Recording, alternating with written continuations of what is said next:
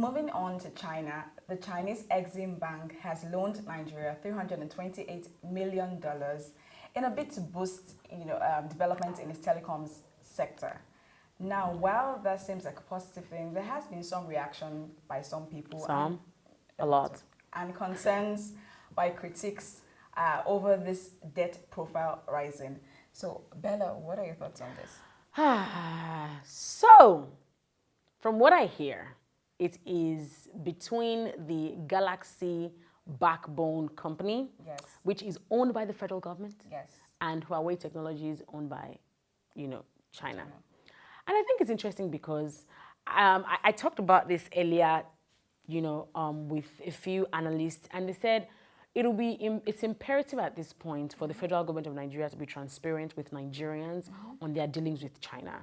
We also had a conversation here at the office. It was really long and it was so detailed, and trust me, it will bore you, but it was super interesting as well because, when you see that a whole government is making this much investment in another country, these things are not done. There's no free lunch even in Freetown. You know what I mean? There's definitely things that they're looking at. And when you look at it as is a loan, it's not even like a direct investment. It is an actual loan that we will have to pay back. On our Instagram handle as well, we put up this post and it just raked in very interesting comments from all over. And people are genuinely concerned, especially when you know that on a normal day, even monies that we remit from industries or agencies in the country are not accounted for. There's that on one hand. On the other hand, you now want to collect money from another government to fund, wait a minute, your telecoms sector. That is so ambiguous. We don't even know, it's so ambiguous. Reuters was the agency that put that story out. Yes. And there were no details about how that money will be spent. It's just an infrastructure. The president in an email, if I could take that, explain that the agreement was part of the current administration's commitment to incorporate development of information communications technology into national strategic planning. That is so ambiguous. What does that mean? From the presidential point of view, it probably means that they're trying to see how Nigeria can shift from its dependence on oil to ICT. So we've seen the vice president. And we need China's $328 million for that. Well, no, we don't. Well, honestly speaking, Nigeria. I doubt that we do. Since 2015, this won't. Do you work for the federal government of Nigeria? Because you seem to be on their side. But then we're balancing views here, right? So at the end of the day, we're going to measure everything. Right. Exactly. So, but this one, Buhari's first time of borrowing, from them. It's just that people are so concerned about paying back. Our debt profile is ridiculous.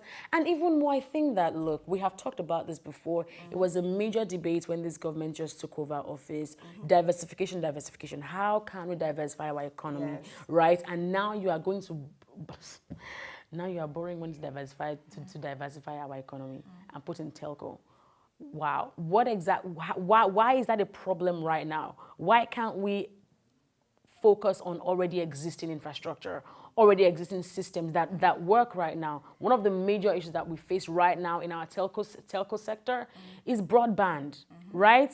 While we are consuming internet and all of that, we can do a whole lot more than we are doing right now. Looking at even the tech ecosystem, there are issues in that system that need to be worked on.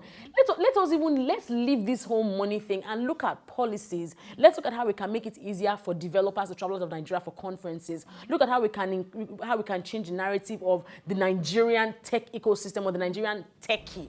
In the grand scheme of things, people generally think that, when you see a Nigerian boy with a laptop, he's a Yahoo boy. Can we change that narrative for a while? And because I feel like this is, honestly speaking, very many Nigerians are skeptical about this because 2019 is around the corner and dollars will exchange hands. So it's like, where can we plug in all these monies? And honestly speaking, this is exactly where it's going to lead us. It might sound like, this government is so saintly, they won't do that. News flash. They want to get back into office and monies have to be spent. And truthfully, if they're not going to be transparent about how they're going to spend this money, let us see the framework. Let us see bullet points. Let's see. This line you just read. That's what I was going to say. I think a lot of the concern stems from the fact there's a lot of ambiguity surrounding. It is so ambiguous. The loan. So we haven't seen a detailed, document or statement explaining how exactly this is going to work. And sorry to cut you off and sorry to take us back months. Looking at this Air Nigeria thing that was done as well. Same thing. It's going to be fully private sector driven. Oh my God. Someone even said, you know what, the telco sector in Nigeria is private sector driven. What? So basically, what does the regulation and policies by the government, what do they need the money for? No business doing this is exactly business. what we're facing even in the power sector. See, it has been privatized. That's Still, these are things that get another Nigerians riled up. It's like, why? If you say it is going to be private sector driven, what is now your business there? If they want to develop, leave them. Let them do what they have to do. Now you're borrowing money from another country. You want to pump it in there. How are you going to make the money back? You're going to start taxing Nigerians, collecting taxpayers' money to pay for something that we didn't even see flesh out. I think I'm sad, Shalewa. Favorable, economic policies. Favorable policies surrounding telcos would be more of a thing the government should be doing. But then on to another thing that is, more concern. People are concerned about the country we're borrowing from. So there was a statement from the former U.S. Secretary of State, that's Rex Tillerson, in March, where he was telling Nigerian government to be wary of borrowing from China. So he was saying he wasn't trying to come off as, not wanting the dollar to be in Nigeria. However, he was... It's hard to believe him though, but we'll take that. There's some takeaways, I got from him. He was saying that, the Chinese government have loan structures. Right. So you have to understand their loan structures. For instance, he was saying a lot of borrowing from the Chinese government doesn't benefit the local economies. No, it doesn't. Well, it benefits them. They bring their own workforce, their labor work, like here. what they did with the light rail. And another thing he said is, with their form of... borrowing, when they lend you money, if there's default, like he used the term, if you get into trouble, then if you default to something, then they can take back, some of your resources or take ownership of something. Literally own those resources. You can get yourself into more trouble. This was a very conversation I had with somebody as well. That's exactly what their concerns were. They don't smile. For now it's all fun and games. They're like, come at the camera, let's shake hands and let's sign documents and stuff like that. If you default, which obviously we will. I'm sorry to be so pessimistic, but the truth is we will definitely default in the payment of these loans. And if they take hold of our resources... I think the federal government really should have, done some more due diligence before going into this, because he just went there and did what he was supposed to do. So with the loan structure, what the loan is for exactly, that's all ambiguous to us. What is the possibility that maybe the president, that might be a rich, vice president, another rich, our very incommunicado minister of ICT, another rich, because that guy is more about politics, and I don't even think he cares. His name was not even mentioned in any of this. But what is the possibility that, let's come down to the barest minimum officer in the president's communication team?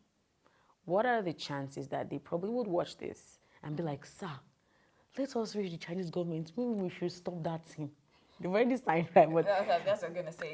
It could be reversed. I don't know what the possibility is. But I constantly think about this thing. Like, when average Nigerians we're just bloody sick. We are bloody Nigerians. If we're thinking about this, what are they thinking? Is there an actual type of water they drink in our that doesn't make them think straight? Because hasn't somebody said to the president, sir, we might not be able to pay this money back, and these guys are very brutal. But let's not. Sir, abort mission. Don't sign the document. Also understand that there's a lot of, in Nigerian government, for instance, there's a lot of psychophancy that goes on. So they would, they would, think they're, very equipped. So how do they do? Like, sir, yes, so we get. They'll probably say, the thing is, there's a lot of also these are the things that keep me up awake at night. Textbook economics. So if people come in, we can pay through this method and everything, and at the end of the day, hopefully we don't default. So that's looking very unlikely. Hopefully there's development now. I like your optimism. Yes. Love it so much. But I choose to be a realist here. It's just like, Mr. President, if they come and meet us and they won't take anything, we won't do by a trouser like this. And of course, it definitely means tweets. Everybody's going to be on a Twitter rampage and they will just shout and talk about this. But I mean, it's not all doom and gloom, thankfully. There's some exciting things happening. Nigerian startups are raking in lots and lots of fundings, and that is really exciting. Big shout outs to Paystack on their recent funding. I mean, I thought that was very exciting for them. Yes. $8 million it was. $8 million. I'm so excited and for them. $10 million. Yeah, really excited for them. Also, Express Wi-Fi by Facebook is doing a lot more with TechCity and Coolink as well. And I know that they are building, setting up a lot more Wi-Fi hotspots around Lagos. I'm not sure what it's like in other parts of Nigeria, but I'm very sure about Lagos. And they're setting up hotspots for people to just go there and extending into other African countries, in fact, you know. I think that's really exciting. That's really cool. I think Nigerian startups basically can be very innovative. I think so. When you look at TechCity, for instance, what is making them highly competitive and, you know, with the lower prices that they have a solar-based, you know, system. Yeah. You know, so, and this is what people have been screaming for decades in Nigeria, using our resources. So we have sun, you know, sun that we don't even know what to do with. It's summer all year round in Nigeria. We're talking about using solar to drive electricity. That's the way they're deploying solar into, you know, Wi-Fi connectivity. And then, you know, it's a good thing, really. Congrats to them, all right? You guys are doing awesome. You make us proud. You at least put a smile on our faces when the federal government decides to turn our smiles upside down. So chop knuckle on that. I think that's about all we have time for. And that's a wrap on TechCity Disqus. Thank you for watching. Don't forget to subscribe to our channels on YouTube, Instagram, and what else, Bella? Twitter. Yep. Leave a comment down below. Let us know what your thoughts are with regards to the federal government constantly borrowing money. That's the only thing that bothers me. I won't leave it. Will not stop. Thank you for watching. I'm Shalewa Williams. I'm BellaRose. Still pissed off with the federal government. Bye.